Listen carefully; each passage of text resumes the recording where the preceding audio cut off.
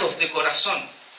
Miren qué importante, cortados, es decir, quedaron con un dolor tremendo, es decir, la palabra caló tan hondo en ellos que quedaron así como mal. Pero por favor, ¿qué pasó con nosotros? Se compungieron. Y también, ¿cierto? Para muchos dice que el primer impacto que tuvieron ellos significa que tuvieron demasiado o mucho remordimiento. Mucho remordimiento, mucho dolor por lo que estaba sucediendo con ellos. Entonces, inmediatamente, hermanos, ¿cómo nos damos cuenta del arrepentimiento que se estaba produciendo en esta gente? Porque ellos preguntaron al apóstol Pedro: varones, hermanos, ¿qué haremos? ¿Qué haremos? Y qué importante cuando alguien viene a usted y le dice: ¿qué puedo hacer? Y es lo que teníamos el testimonio de nuestra hermana Carmen Gloria, que su hija le dice: ¿qué tengo que hacer ahora? Yo hago esto, lo otro, pero necesito... No, dice: tienes que reconocer a Jesucristo como Señor y Salvador. O sea, ¿qué haremos? Entonces, nosotros tenemos que hacerle sentir por el poder del Espíritu Santo la necesidad a la gente. La necesidad de que efectivamente lo necesita. Entonces, y ellos con esto, cuando dice varones hermanos, ¿qué haremos? Estaban indicando que deseaban el perdón de Dios. Lo deseaban. Entonces, se convencieron de su pecado, ¿cierto? Se compungieron de corazón, y aquí se cumple la palabra del Señor Jesús, ¿cierto? Cuando dice en Juan 16:8, dice: Él convencerá al mundo de pecado. El Espíritu Santo convencerá al mundo de pecado. Porque el Espíritu Santo es el que convence, no nosotros.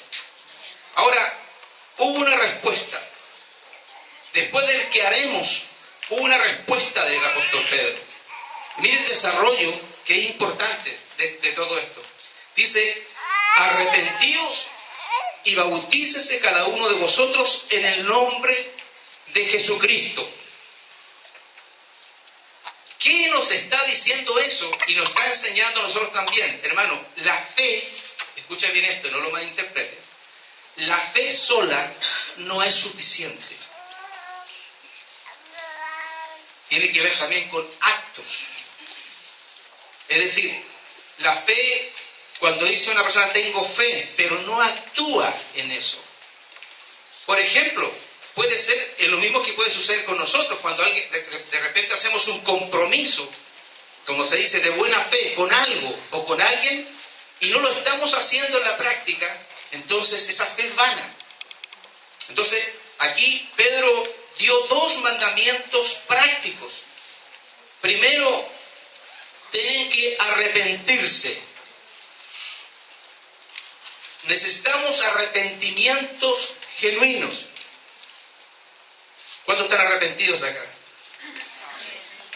Arrepentidos. ¿Qué quiere decir arrepentimiento? Cambio de mente, cambio de pensamiento. O sea, yo estaba pensando de una manera y giro todos mis pensamientos y los vuelco a Dios. No tengo esa lucha de todavía hacer las cosas a mi manera, sino que ya las hago a la manera del Señor. Entonces, arrepentimiento. Es decir, cambio de mente, cambio de propósito. O también, ¿cierto? Es como hacer una enmienda. Yo tengo un proceso, un camino llevado, pero tengo que hacer una enmienda en mi vida, tengo que hacer un cambio en mi vida. Entonces, si yo quiero ser un evangelista efectivo para cumplir esto del año 2014, primero tengo que examinar mi vida. Tengo que examinar qué áreas todavía no tienen ese proceso del cambio. Y luego viene el bautismo. Y el bautismo es un acto de obediencia. ¿Qué se requiere para bautizar? En lo físico. Agua. Hay que bajar a las aguas. ¿Qué significa bajar a las aguas? Es una sepultura. O sea, usted se sumerge. Y sumergirse representa que usted muere a las cosas viejas, a las cosas pasadas. Y usted cuando sale, eso nos está enseñando de que somos nueva criatura. ¿Cuántos nos han bautizado aquí? A ver. ¿Cuántos nos han bautizado en agua? ¿Ok? ¿Allá todo? ¿Allá también? Bueno, para los que no se han bautizado en agua, vamos a buscar una fecha y vamos a hacer un bautismo para que usted se bautice. para que usted se bautice y tome conciencia de la importancia del bautismo. Entonces él habla de que este bautismo acompañado del arrepentimiento, y aquí tienen que ver dos cosas interesantes. Primero, la situación del compungir el corazón, y luego el acto de obediencia. Lo hago públicamente. Me voy a bautizar porque quiero públicamente mostrar que soy un hijo de Dios. Porque si no pasaría nada con nosotros, o a lo mejor, como muchas personas, ocultan su cristianismo. ¿Ah? ¿A cuánto alguna vez, y quizás superaron esa barrera, les da vergüenza predicar el Evangelio?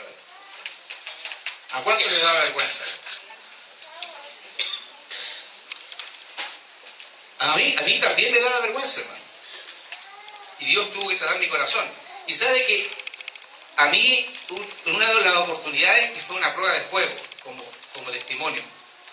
Mi hermano estaba a cargo de un grupo de jóvenes de la iglesia en Valparaíso, Morris.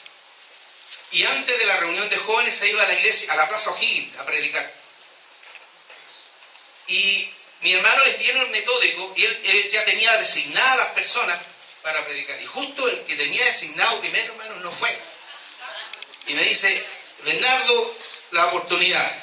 Y yo me pilló ahí y salí adelante. Y no era tanto el problema de lo que iba a decir, sino que se pararon 3 amigos del barrio al frente de mirarme. Me querían enterrar, hermano. Porque nadie sabía que yo era cristiano. Y ahí después en el proceso me di cuenta que eso no se puede hacer. No debemos ocultar nuestra identidad cristiana. Sería terrible que en nuestro trabajo nadie sepa que soy cristiano. Sería terrible que en mi barrio nadie sepa que yo soy cristiano. Tenemos que mostrar nuestra fe. Ese es el primer paso al evangelismo. Entonces, para que eso se fortalezca, tenemos que arrepentirnos genuinamente y tenemos que bautizarnos. Ahora, los escépticos dicen, bueno, pero ¿cómo lo hizo Pedro y los discípulos? ¿Ya? Si eran 3.000 personas, ¿ah? Y cuando hablamos de 3.000 personas estaban contando solamente los hombres. Entonces, si habían mujeres y niños, habrían como más de 15.000 personas. ¿De dónde sacaron tanta agua? Allá es casa del agua ese. ¿Ah? Pero Dios hace como Él quiere. Dios hace como Él quiere. Y usted puede bautizarse. Ahora, si usted dice, por ejemplo, pastor, mire, yo siento profundamente, no me he bautizado, yo quiero bautizarme ya. Aunque sea en la tina del baño, hermanos, pero lo importante es que se bautice. Usted cumple el mandamiento. Y cuando usted lo cumple, hermano, siente una satisfacción tremenda de parte de Dios, es decir, yo estoy cumpliendo los mandamientos de Dios. Así que, si no se ha bautizado, creo que es el momento ideal, especial, para que usted lo haga. Ahora, ¿por qué el apóstol Pedro dijo arrepentimiento y bautismo? Eso tenía un objetivo. ¿Cuál era el objetivo? Perdón de pecados. Perdón de pecados. Es decir, esto es lo que los judíos urgentemente necesitaban, porque ellos habían,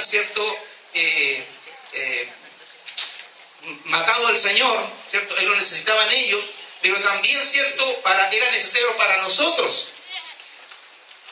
Entonces, arrepentimiento y bautismo nos lleva al perdón de los pecados.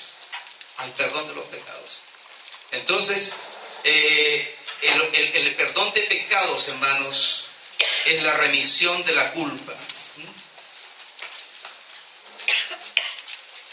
Cuando una persona es remitido sus pecados, viene algo maravilloso que es la promesa.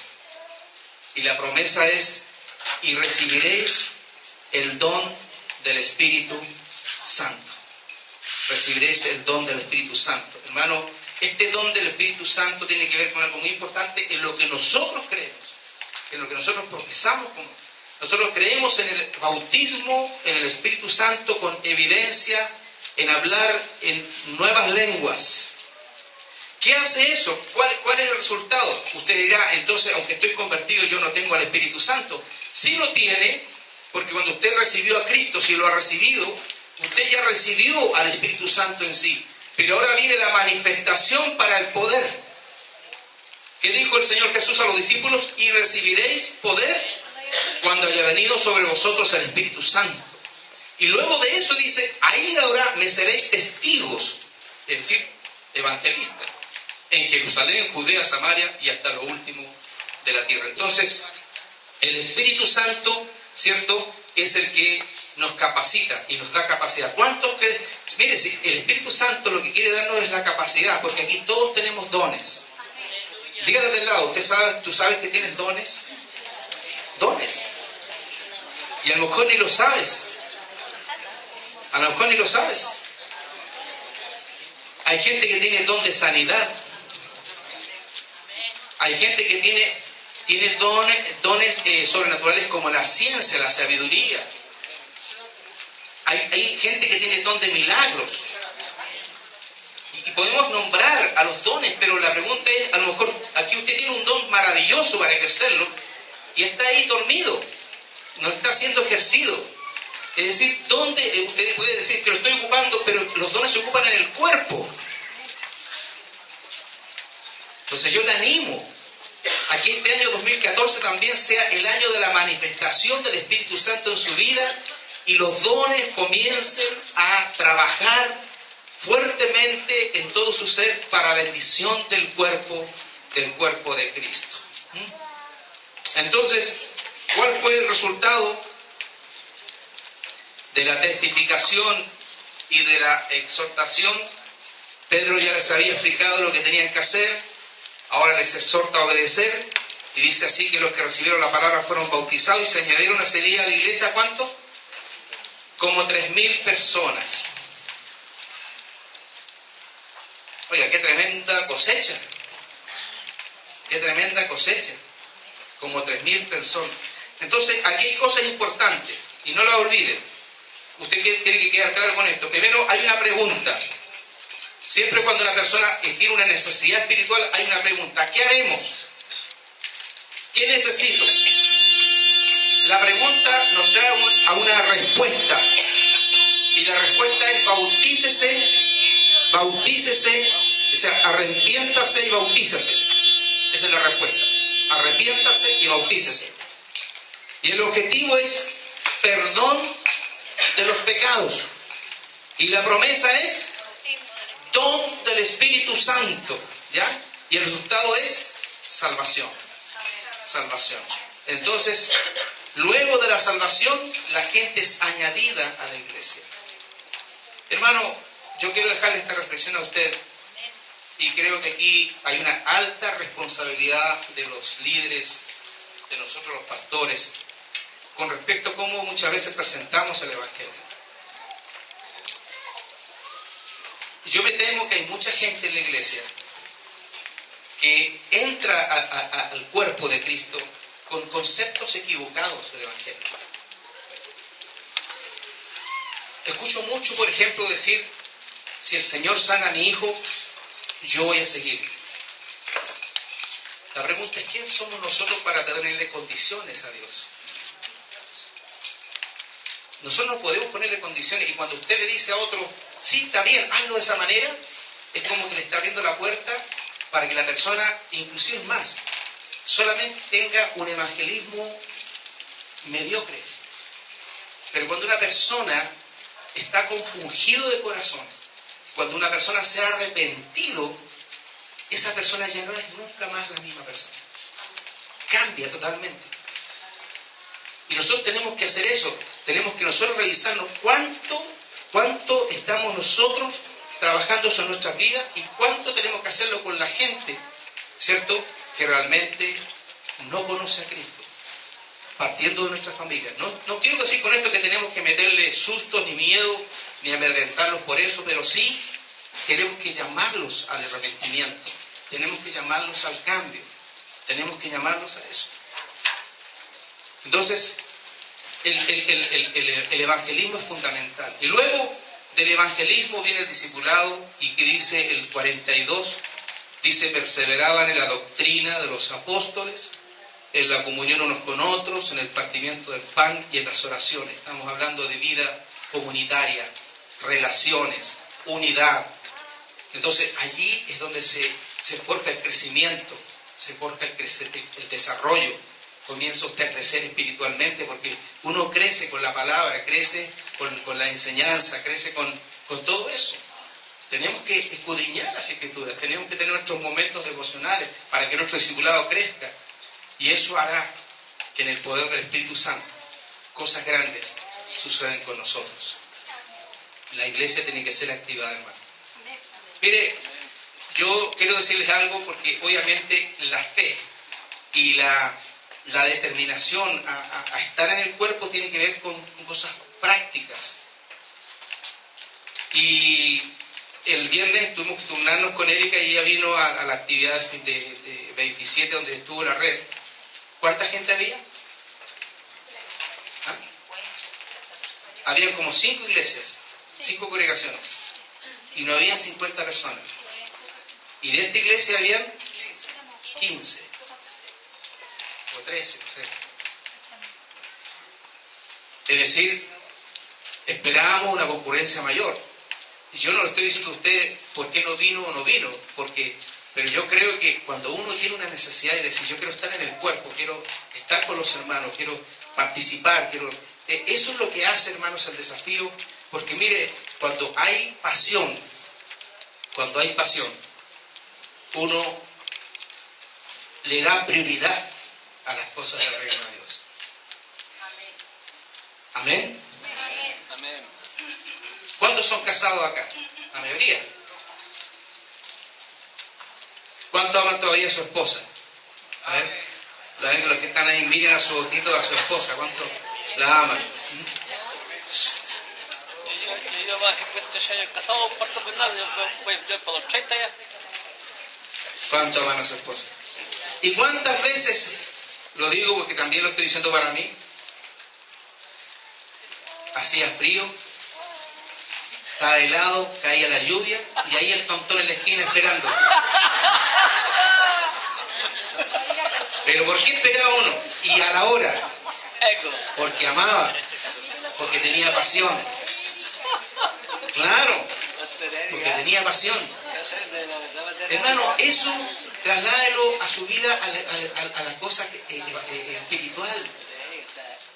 Tengamos más pasión, tengamos más búsqueda del Señor. A mí me llama la atención, y yo creo, como digo, con estos testimonios, porque sé que hay muchos hermanos con pasión acá, yo sé también. Pero a mí me llama la atención, por ejemplo, cuando yo hablamos con Ruth Firlen, es una mujer, hermanos, que tiene tanta pasión por el Señor. Y no sabe usted, tiene tantos problemas ella. Ella podría justificar el no salir nunca más a ninguna parte. Ha tenido problemas con su marido, tiene problemas con sus 2 hijos, y con nietos, y salud, y así. Pero tiene pasión. Amén.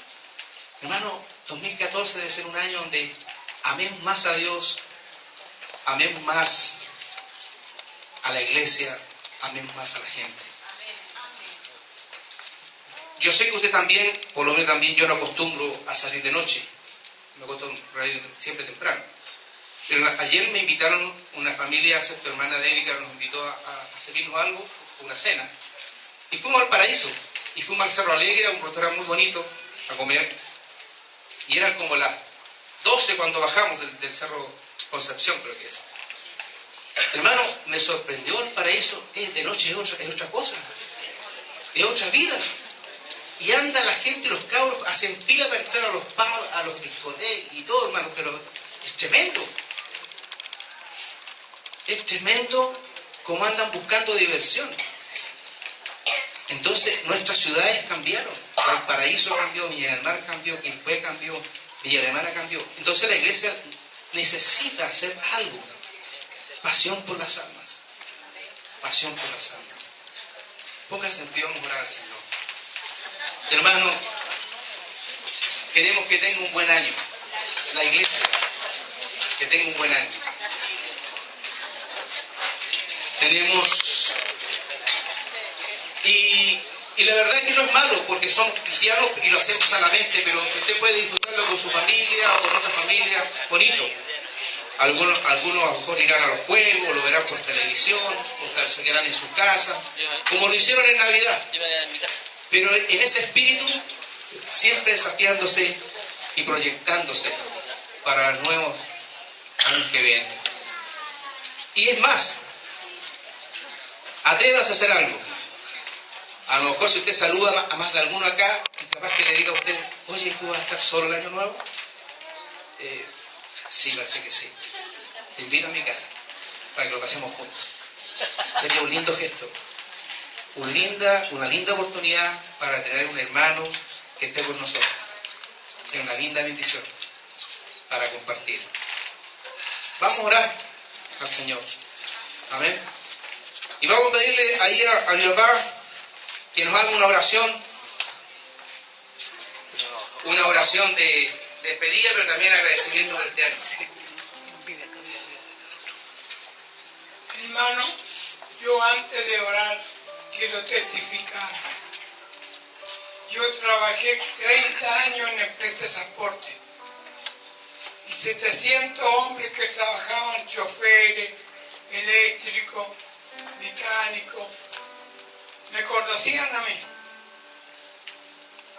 Y yo decía, aquí voy a tener que testificar que soy un cristiano en hacer y hablar. Y me acuerdo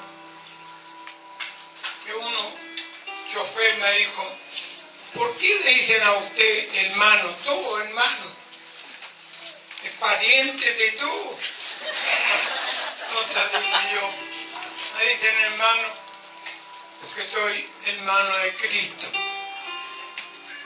Me dijo, si usted se quiere hacer hermano de Cristo, va a ser hermano. Y después, otra vez, un hermano está necesitado de unos tambores al agua. Y me dice, Pastor Figueroa, ¿por qué no me vende usted los tambores? Yo no vendo, que no hay nada en mío. Y me fue a buscar. Y el portero en la garita ahí le dije, ¿a cuál de los hermanos usted quiere? ¿Al bueno o al malo? Chica, no sé, porque el hermano bueno está haciendo cosas malas. Entonces yo le digo, es evangélico de la congregación donde yo pertenezco. Entonces bueno. El mundo tiene un concepto a veces equivocado. Así que hermano, Dios nos ayude para ser testigos en todas partes. Amén. Sea grande el pescado, sea chico, nosotros somos testigos. Amén. Porque a veces nos preguntamos por qué el otro tiene plata y yo no tengo. Pero el que tengo tiene más que él. Así que hermano, nunca al Señor lo pongamos atrás. Siempre adelante. Soy cristiano y de hecho en adelante cuando me convertí. Vamos a orar. Padre Celestial, ¿cuántos hermanos aquí son débiles?